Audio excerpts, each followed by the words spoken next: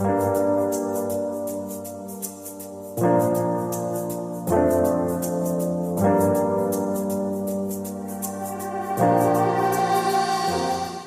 vamos en Gálatas capítulo 3, ahí está el texto para la predicación de hoy. Gálatas capítulo 3, la primera parte, la primera mitad de este capítulo. Vamos a leer desde el versículo 1 hasta el versículo 14. Bueno, antes de leer el texto, déjenme hacer una introduccióncita antes del texto. Los han tratado de engañar en estos días. Miren que hay una moda en estos días de engaños, especialmente en el ciberespacio y en las comunicaciones. Yo no sé si usted lo han tratado de engañar en estos días, pero las llamadas para tratar de robar los datos, las cuentas de WhatsApp, los datos de las cuentas bancarias, el fraude en este tiempo, en estos días, está multiplicado. De hecho, se hizo viral un mensajito que mandó James. ¿No les llegó el mensajito de James en la Copa América? Decía: soy James, estamos necesitando un dinero para pagar el bus. Así es que, por favor, si quieres ayudarnos, manda tu ayuda a este número de Nequi. Y mucha gente mandó plata ahí. Increíble, pero es cierto.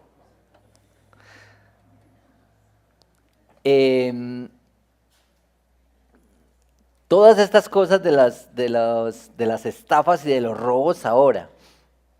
Hay gente especializada en esto, trabajando en eso todo el tiempo.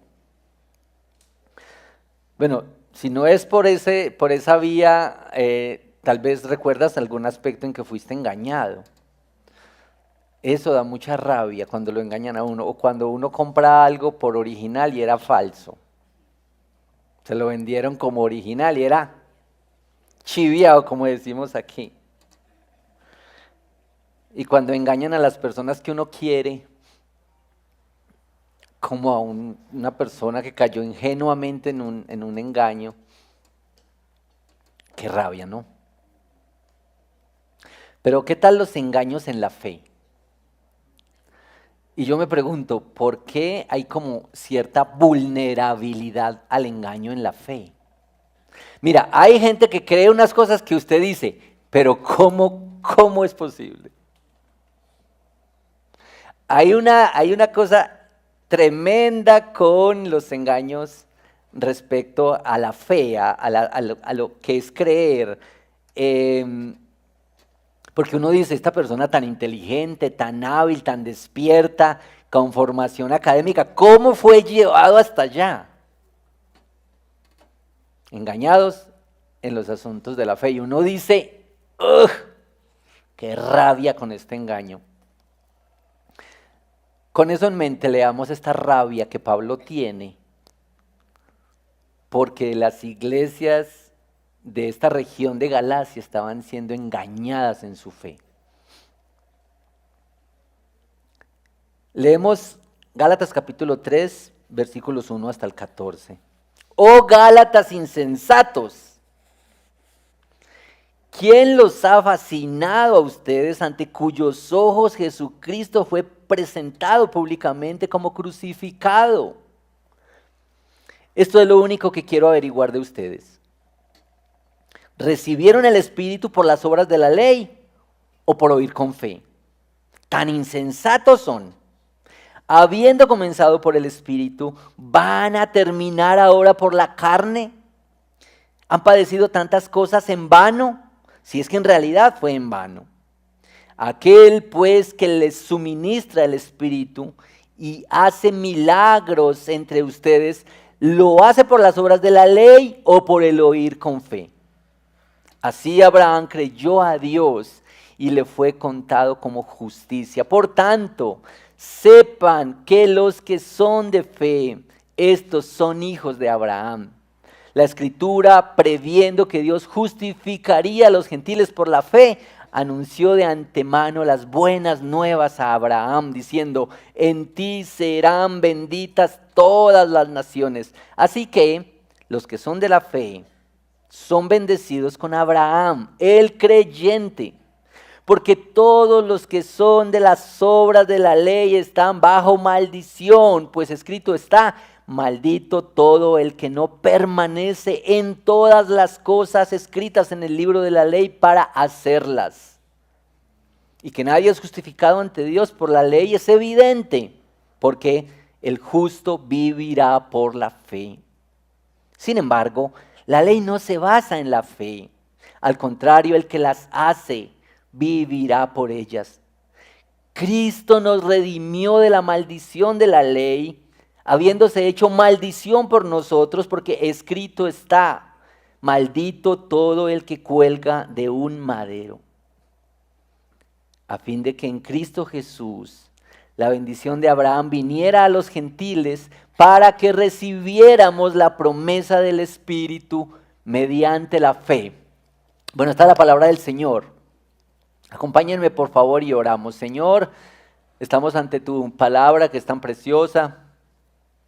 Y esta semana cuando yo meditaba en este texto y pensaba y conectaba algunas ideas en mi mente, fue de tanta bendición para mí. Y yo te pido que sea de tanta bendición para mis hermanos y todos los oyentes esta mañana, este día, los que se acercan posteriormente para escuchar la meditación de esta palabra, Señor. Yo te pido que nos enseñes, nos prepares para responder a la obra que tú haces en nuestro corazón mediante tu palabra que es tan preciosa, que es viva, eficaz, que es eterna. Y yo te pido, Señor, que nos ayudes a ser hacedores de tu palabra siempre y no tan solamente oidores. Gracias por la luz que nos trae tu evangelio y por tu palabra hoy entre nosotros, Señor. Amén. Bueno, hermanos, entonces yo ya dije que esto se llama la serie Evangelio Verdadero, que ya les dije que el título de esta reflexión es La fe que justifica, fe que santifica. Eso no se los había dicho. Fe que justifica, fe que santifica. Esta es como una idea para tenerla en cuenta en este texto. Tal como le estaba pasando a los creyentes de Galacia, de todas las iglesias de esta región, nosotros estamos en riesgo no solo de despreciar la gracia salvadora de Dios, sino además de, así como estaba denunciando Pablo, arrastrados por el error, las ansias de aprobación o la comodidad o el control, estamos en riesgo de poner nuestra esperanza en la autocapacidad, la autogestión para salvación, para salvación. Esto es a lo que Pablo llama la confianza en la carne. Bueno, vamos a ver en este texto que la fe que nos rescató, la fe en Cristo que nos ha rescatado, es la misma fe que nos sostiene cada día, nos guarda cada día, en los peores momentos de nuestra vida y también en los momentos más gloriosos cuando parece que sentimos que no necesitamos nada.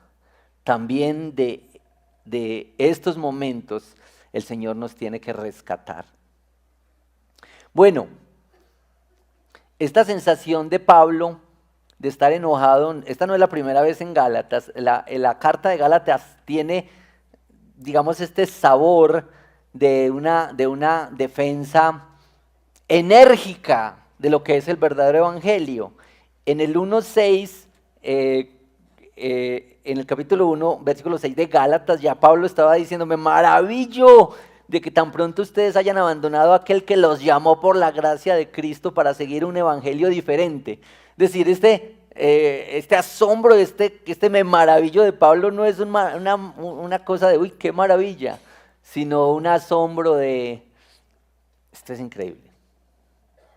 Bueno, esto es, yo tengo un bosquejito muy sencillo para esta reflexión.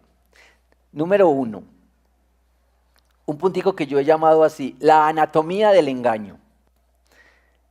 De los versículos 1 hasta el 6, la primera parte. Bueno, de esto se trata la carta a las iglesias de esta región. Este era un problema muy serio, había una influencia malsana, una influencia insidiosa de los judaizantes. Judaizantes, es decir, unos personajes que decían que para uno ser verdaderamente salvo, aunque había profesado la fe en Cristo, había confiado en Cristo, había depositado su confianza y su esperanza en Él, también tenía que someterse a la circuncisión e incluso a toda la ley ceremonial judía. Esto, aunque de repente lo veamos como muy sencillo, era muy serio. De hecho, que esta polémica suscitó un concilio. Y se trató en el concilio, en el primer concilio, en el concilio de Jerusalén, se abordó este tema de entonces la salvación, cómo es. Y esta es la constante en la carta a los Gálatas. La salvación solo por la fe en Cristo versus la salvación por la fe y un poquito más. La salvación por fe y un poquito más. Esta era la gran polémica. Y mire por favor cómo Pablo aborda este problema inicialmente a partir de preguntas. 6 preguntas en 6 versículos. Míralas ahí por favor, ustedes que son observadores de los textos. 6 preguntas en 6 versículos. Después de este Gálatas insensatos. Primera pregunta, ¿quién los ha fascinado a ustedes? ¿Quién los ha fascinado a ustedes ante cuyos ojos Jesucristo fue presentado públicamente como crucificado? Primera pregunta. Eso es lo único que quiero averiguar de ustedes. ¿Recibieron el Espíritu por las obras de la ley o por oír con fe? Segunda, tan insensatos son. Tercera, habiendo comenzado por el Espíritu, ¿van a terminar ahora por la carne? Cuarta, ¿han padecido tantas cosas en vano? Quinta, si es que en realidad fue en vano, aquel pues que les suministra el Espíritu y hace milagros entre ustedes, ¿lo hace por las obras de la ley o por el oír con fe? Mire las preguntas. Muy interesante. Preguntas para aclarar, para ayudarles a pensar un poco, preguntas para que conecten historia, preguntas para que recuerden el pasado, preguntas y más preguntas. ¿Por qué habiendo visto de frente a Cristo, Salvador, muerto y resucitado, por qué teniendo una profunda convicción de la salvación al comienzo, ustedes están deslizándose hacia el error? ¿Por qué? ¿Por qué ese momento del encuentro, este primer encuentro con el Cristo Salvador? ¿Por qué ese momento cuando fuimos atraídos y impactados por este evangelio que sentíamos que no valíamos nada y ahora Cristo nos ha dado todo? Con el tiempo pasa a convertirse en que ahora yo necesito sostener esto por mí.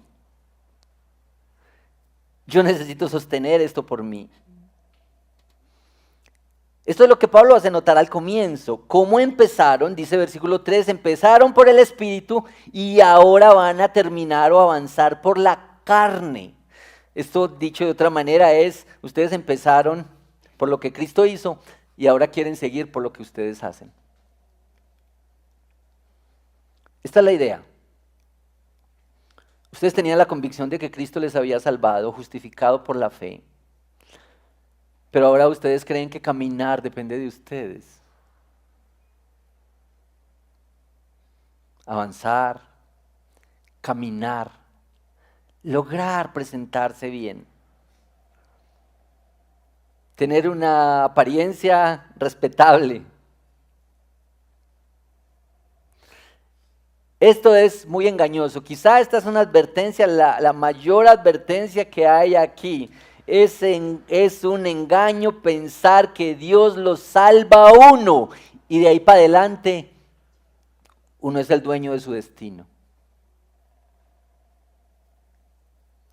En términos más teológicos, que la salvación, que la justificación la hace Dios, pero la santificación, el proceso de crecer y ser buena persona y comportarse, que eso sí le corresponde a uno. Bueno, Pablo está diciendo aquí, con el título de esta reflexión, que esa fe en el Cristo que te salvó, no importa de dónde te haya rescatado, no importa qué tan mal olíamos, que ese Cristo que nos sacó de allá, es el Cristo que se ha comprometido con sus hijos para cada día, para producir algo de su gloria y de su belleza cada día. Y para hacerlo cuando nosotros estamos extremadamente mal, cuando estamos frustrados porque no hemos logrado los estándares que nos hemos propuesto, la manera de vivir, la forma en que nosotros anhelamos vivir. Pero también este es el Dios suficiente cuando nosotros sacamos pecho porque hemos logrado algo. Y cuando nos sentimos mejor que los demás por eso. Ese es el Cristo que también nos rescata de ahí.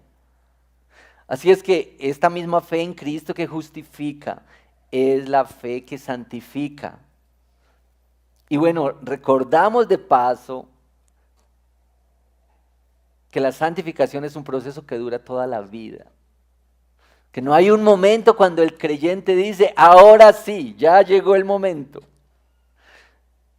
Pablo lo dice así, yo no es que lo haya alcanzado todo, en los últimos días dice, pero una cosa hago, prosigo la meta, la fe del supremo llamamiento en Cristo Jesús, una confianza siempre. Y recordemos también de paso lo que hemos dicho junto con algún autor que apreciamos mucho, santificación, que Dios usa tres cosas en nuestra santificación, que usa las circunstancias, que usa a las personas, las relaciones cercanos, difíciles, familia, amigos, iglesia, compañeros. Dios las usa en su proyecto de producir algo de su gloria en nosotros. Y también que el Señor usa enormemente las disciplinas espirituales para nuestra santificación.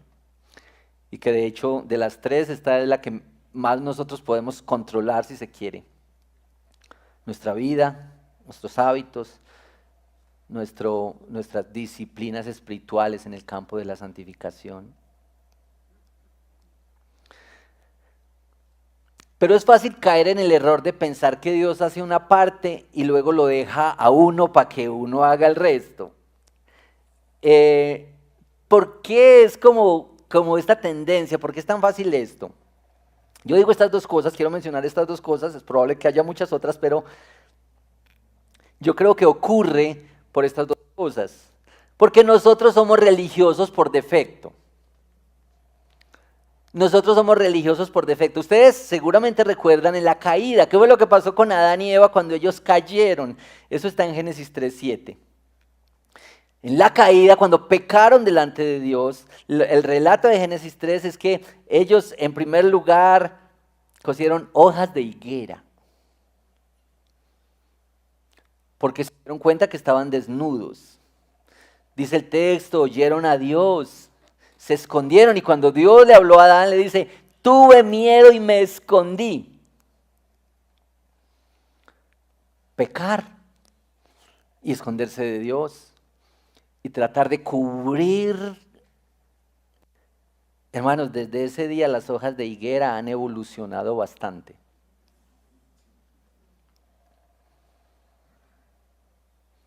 Pero todos los días nosotros tratamos de hacer cosas para escondernos de Dios, para cubrir nuestra culpa y nuestra vergüenza, para evadir, para resolver el problema. Es lo mismo. Los esfuerzos religiosos, estas hojas de higuera, a veces lucen como descarados pecados para tratar de darle sentido a la vida, al margen de la fe. Yo puedo vivir así porque soy libre. Estas hojas de higuera a veces lucen así. Los esfuerzos religiosos a veces lucen como comodidad, aprobación y control.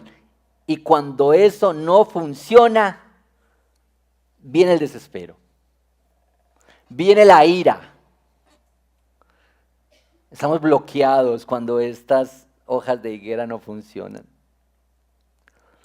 A menudo la religión luce como un orgullo por lo que soy y lo que he logrado.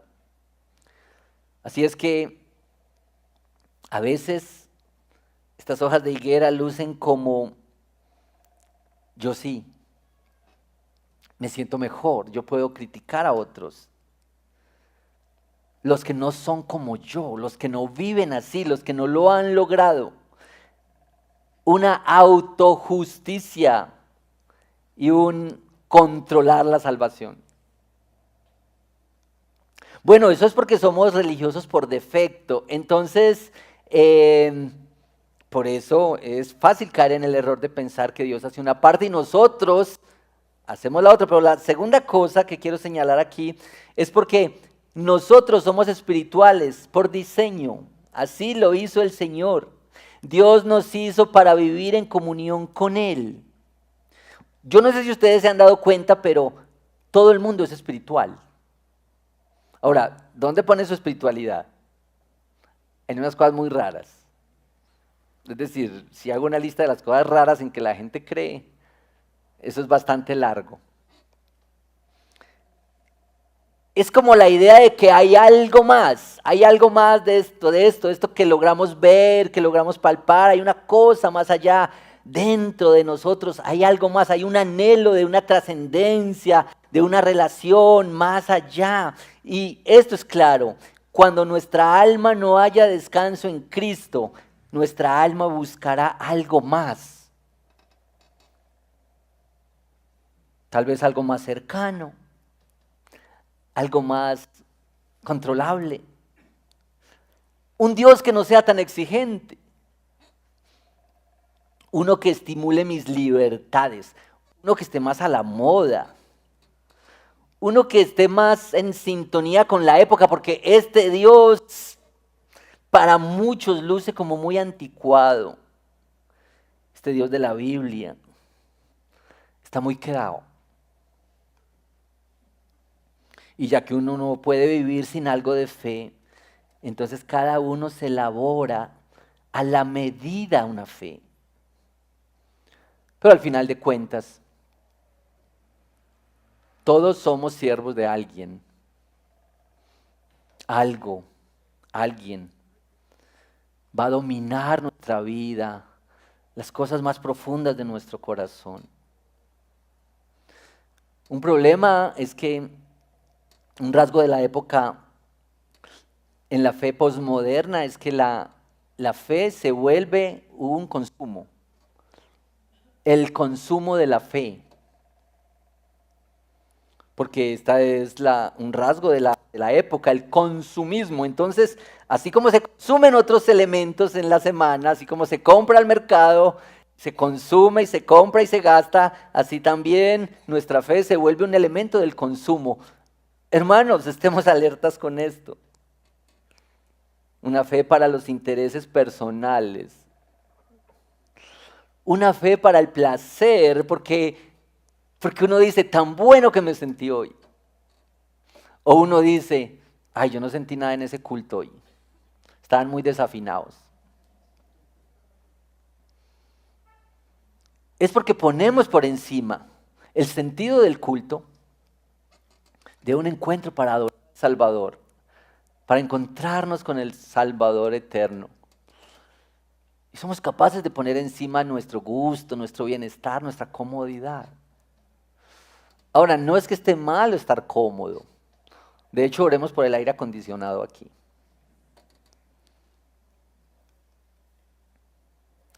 La fe de la época es la fe en un Dios que se deja domesticar. Eso de que tome su cruz y sígame, ¿a quién se le ocurrió eso? Dicen en la época.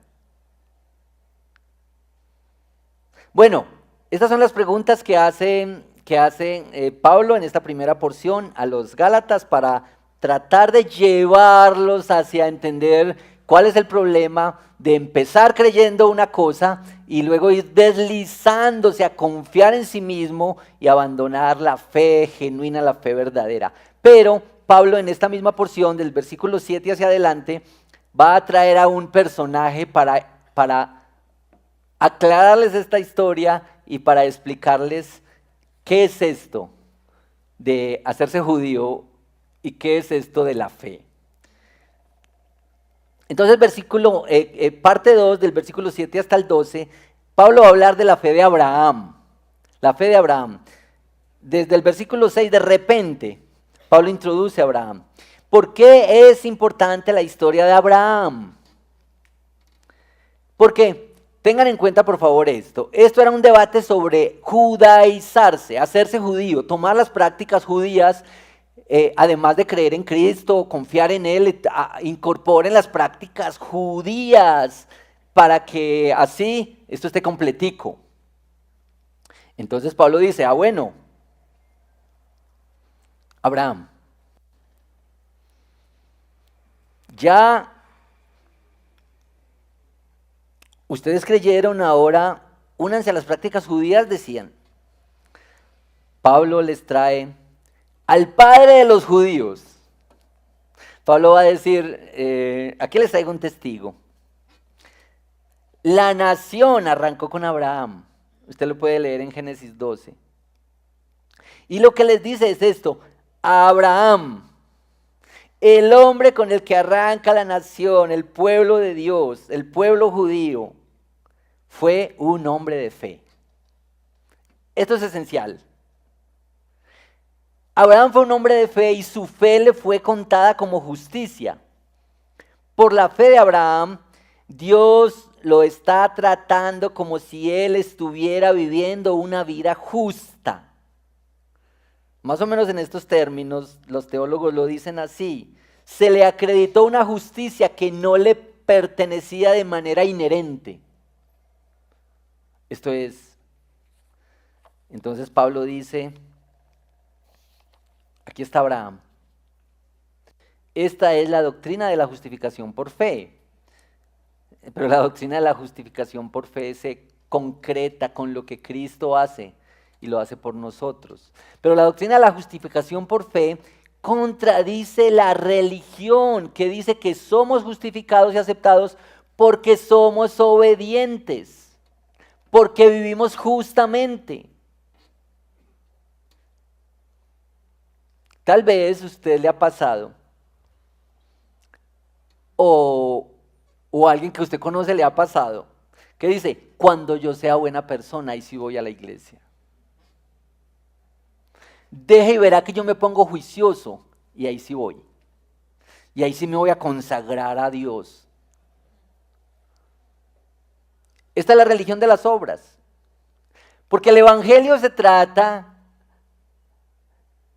de que la persona, así oliendo mal, así pecadores como todos somos, venimos así para confiar en Cristo. Y Cristo no solamente nos salva, sino que nos lleva. Esta es la realidad, y esto es lo que la famosa frase de Lutero afirma: los cristianos somos simultáneamente justos y pecadores. Ahora bien, este llamado de Pablo finalmente le dice a los Gálatas: sean como Abraham. Sean como Abraham, el padre de la fe.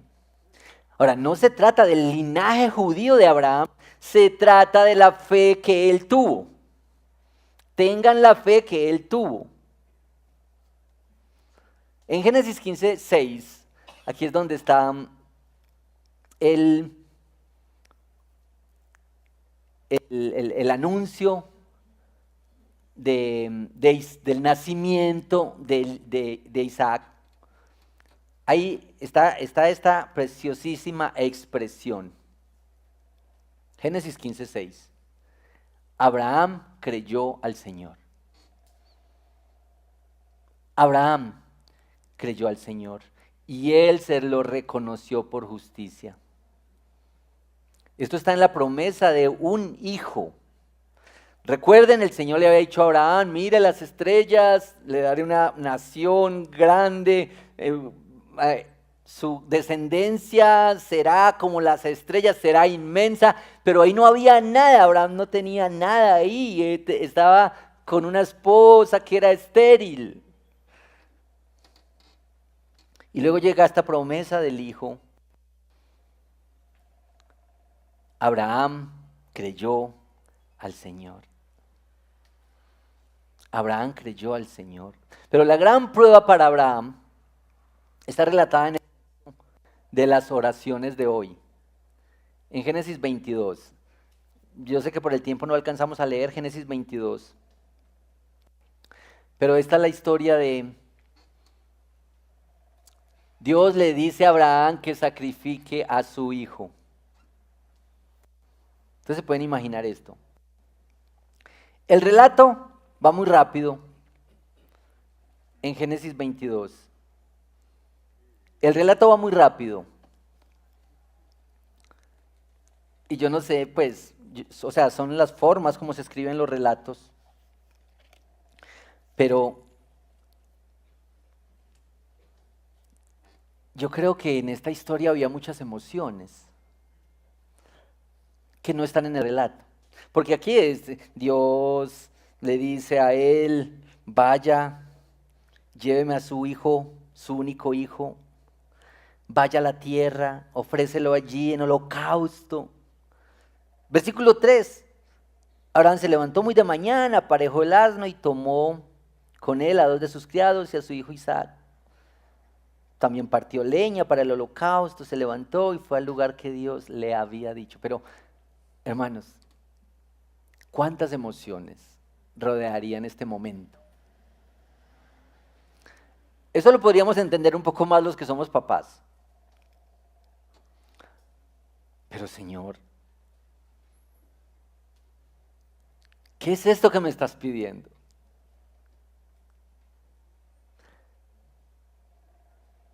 El Señor le había dicho que haría de él una gran nación, que lo bendeciría, que lo multiplicaría, le da un hijo. Ahí también en la llegada de ese hijo hubo unos temas con Agar, Ismael, que vamos a abordar más adelante porque Gálatas también lo toca. Pero aquí está este hijo y luego el Señor le dice, lleva a tu hijo, ofrécelo como sacrificio en un altar, ofrécemelo. Y todas las cosas que no se describen de Abraham. ¿Cuántas preguntas? ¿Lloraría Abraham? ¿Cómo sería el apego de Abraham con su hijo? El texto nos quiere decir, digamos, no nos relata todas las emociones, pero nos dice, Abraham creyó al Señor. Pablo está diciendo, como una fe como la de Abraham, que le cree a Dios. Mire que nosotros fácilmente podemos responder a la encuesta. ¿Usted cree en Dios? ¿Usted cree en Dios? ¿Usted cree en Dios? Y nosotros todos decimos, claro, yo creo en Dios. Aquí Pablo pone una notica distinta. No es que él cree en Dios, es que le cree a Dios.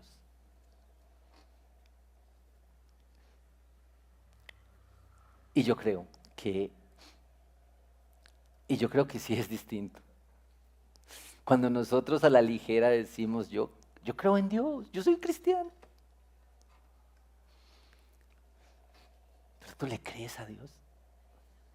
Tú crees que lo que Dios ha dicho es verdad. Tú crees que lo que Dios ha prometido es verdad. Tú crees que hacia donde Él te va a llevar, Él lo va a cumplir. Tú crees que cuando Él dice que es el Señor de tu vida, de toda tu vida, eso es verdad. Yo digo, esta fe No es que uno cree en Dios, sino que le cree a Dios. Él cree que lo que Dios ha dicho, Él lo hará.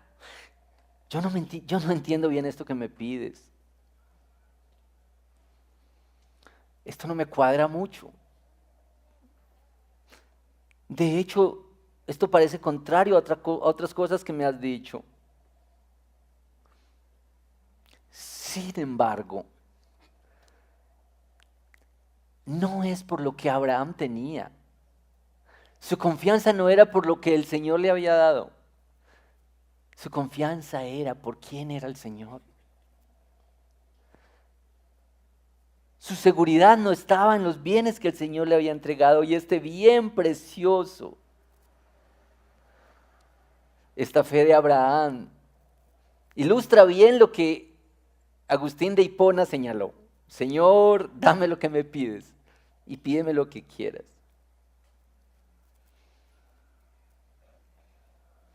Lo que hace Cristo. Y yo les digo, hermanos, que el Señor nos diera siquiera un poquito de esa fe. Porque Pablo está diciendo, crean, esta es la fe.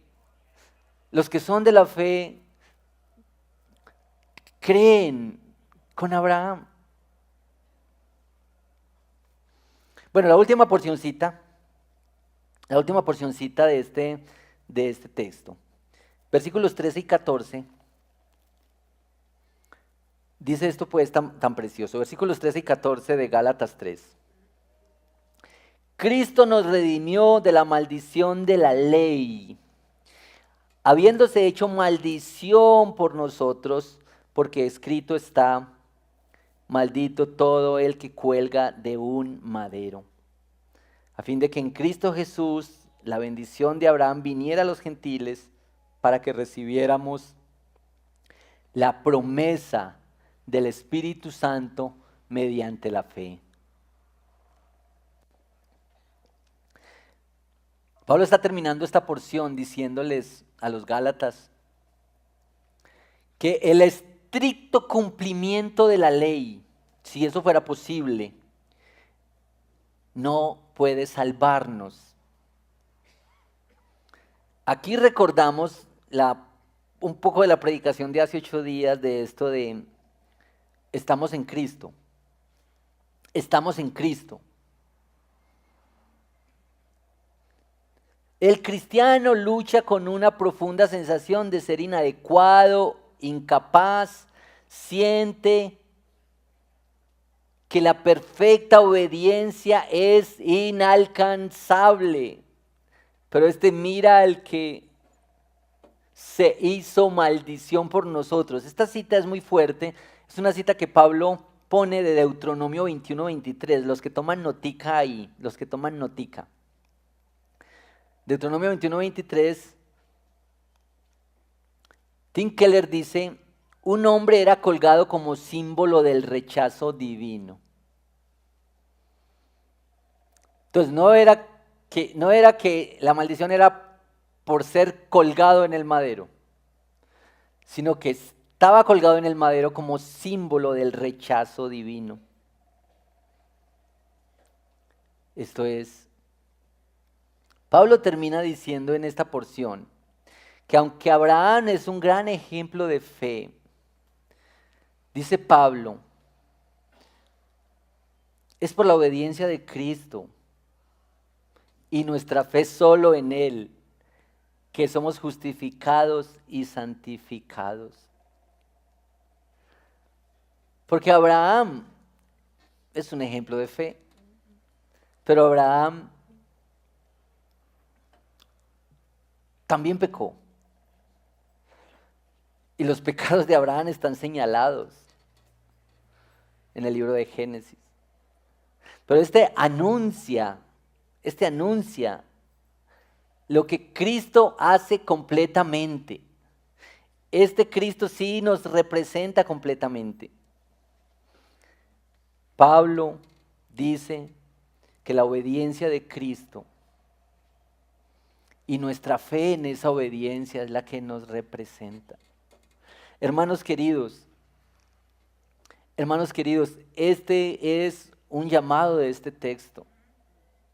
Nosotros fácilmente podemos llegar a pensar que mantenernos en la comunión con el Señor, que ser aceptados y abrazados por el Señor, que tener el gozo de Cristo y del Evangelio habitando en nosotros, nosotros lo podemos conseguir mediante nuestra vida y nuestro comportamiento. Y lo que Pablo está enfatizando, y permítanme enfatizarlo también aquí, es que el mismo Cristo que te salvó y te rescató, es el mismo Cristo que quiere sostenerte para cada día. Nosotros necesitamos recordarnos esto siempre, necesitamos afirmar esto siempre en nuestra vida, en nuestro corazón, no solamente cuando estamos cantándolo juntos y celebrándolo, también necesitamos esto para nuestro día a día, también para el lunes, también para el martes y todos los días. Se trata de venir de nuevo a Cristo, de arrepentirnos de nuevo, de confiar de nuevo en Él. Arrepentimiento y fe para cada día. Ver a Cristo. Este Cristo nos libra de nuestros fallidos intentos por ser agradables, aceptables, por impresionar. Hermanos queridos, una fe que descansa en lo que es Dios y en lo que Él ha prometido, en lugar de una fe que descansa en los beneficios de Dios. Esta era una convicción. Lo que recibimos en el Evangelio no son solo beneficios, sino que nosotros recibimos a Cristo. No son los beneficios de Cristo solamente, sino que recibimos a Cristo. Hermanos queridos, lo más extraordinario del Evangelio no es que Cristo haya muerto. Lo más extraordinario del Evangelio es que Cristo haya muerto por ti.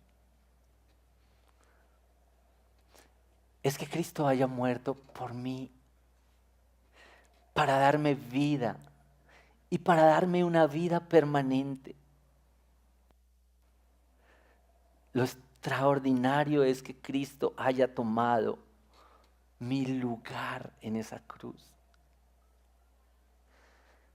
Mediante las obras y nuestro buen comportamiento no podemos ganar nuestra salvación, no podemos obtenerla, porque somos incapaces de cumplir la ley.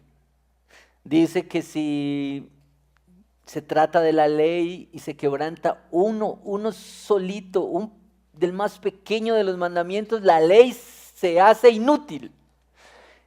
Y yo lo ilustro con la cadena de mi bici, la cadena de mi bicicleta. Tiene 116 eslabones.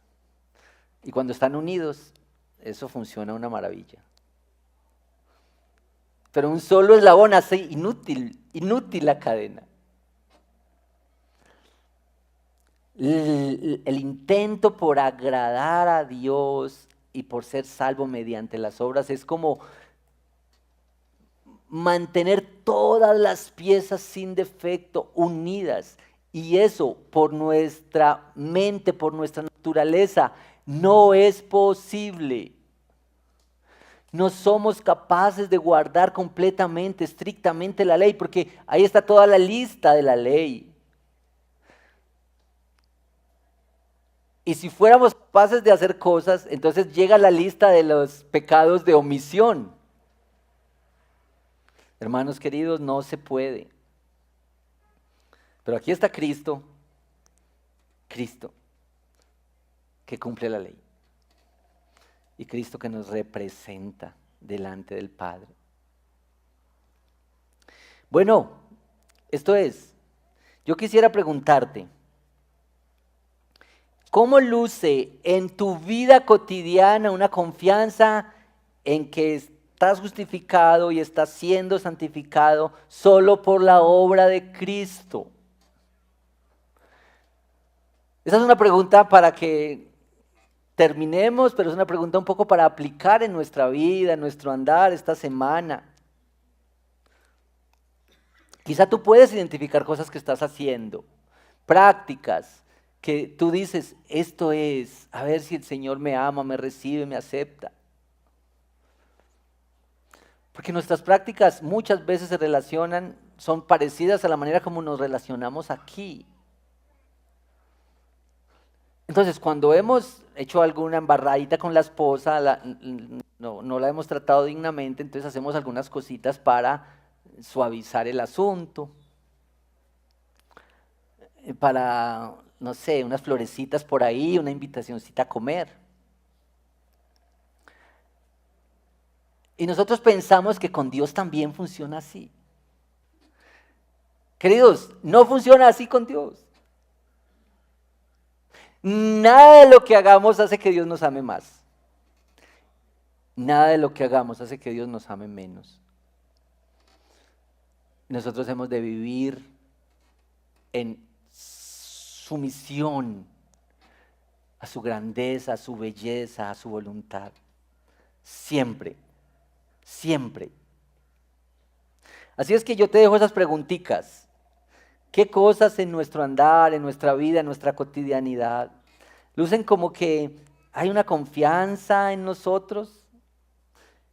Que queremos impresionar a Dios, que queremos lograr por nuestras fuerzas algo. Y que al evaluarnos y vernos podamos ser llevados a Cristo. Que seamos atraídos por este evangelio que es suficiente. Que salva y santifica y produce cada día algo de la gloria, de la belleza de Él en nuestros corazones.